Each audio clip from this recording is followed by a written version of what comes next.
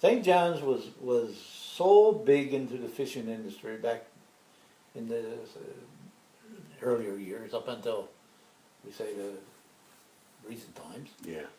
That and even today, I sometimes drive down to the harbour today, and I can looks around and I see the old Portuguese ship, the Spaniard there. Jesus, I believe I remember being on her back in.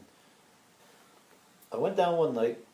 There was a ship in there. She was a Portuguese trawler, and her name was the Cambria. So I went down anyhow. She was supposed to sail. She was supposed to sail, say 6:30 or something like that in the evening. So we went down, and everything was normal. Got the ship underway, got out in the harbour, turned around. Just as we got out in the harbour and got turned around, outcry. The doggers left the shore. They used to carry dogs, eh? The Portuguese fishing ships used to always carry dogs on them. The doggers left the shore. So the captain said, Mr. Pilot, he said, our dog is still ashore. He said, we can't leave our dog. I said, no, you can't leave the dog. So anyhow, that's all right. So I stopped the ship out in the harbour, and I called up the pilot boat. You know, the pilot boat, of course, even when we were sailing, they would come out too and come out along with the ship. And when we got out, cleared the entrance, we'd get out of the ship, climb down on the pilot boat, and bring us in, eh? So the pilot boat was out in the harbour waiting for us to sail. And the guy on the pilot boat was a young fellow by the name of Jimmy Stone from down the southern shore somewhere. Right? So I said, Kev, I'll tell you what I'll do. I said, I'll call the pilot boat and I'll ask him to go back. I didn't want to bring the ship back to the dock. I mean, that was expense and time, and, you know. I said, I'll call the pilot boat, I said, and he'll go back to the dock and see if your dog is there, they can bring it out, you know.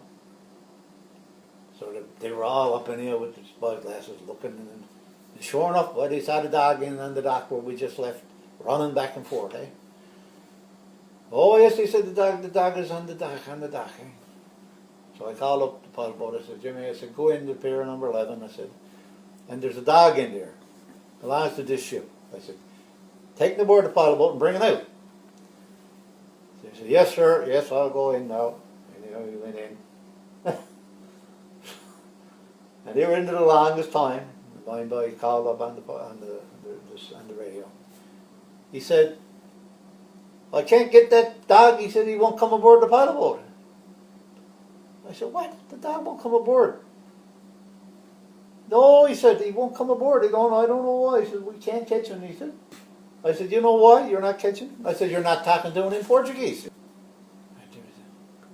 Oh. He says, I don't know how to talk Portuguese. Well, I said, that's the only way you're going to get the dog. You've got to talk to him in Portuguese, because that's all the dog knew was Portuguese. Eh? He didn't understand English. His name was Cambria, which was the same name as the ship. Yeah. I said, you call Cambria, the same as the ship. So they were all calling Cambria, and the dog come so close to him, and wouldn't come any closer. But you know what we had to do? I said, okay, come back to the ship with the pilot boat.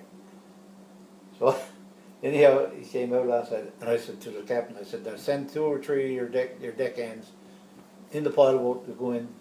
So a couple of fellows darted down over the ladder, got in the pilot boat and ran into the wharf.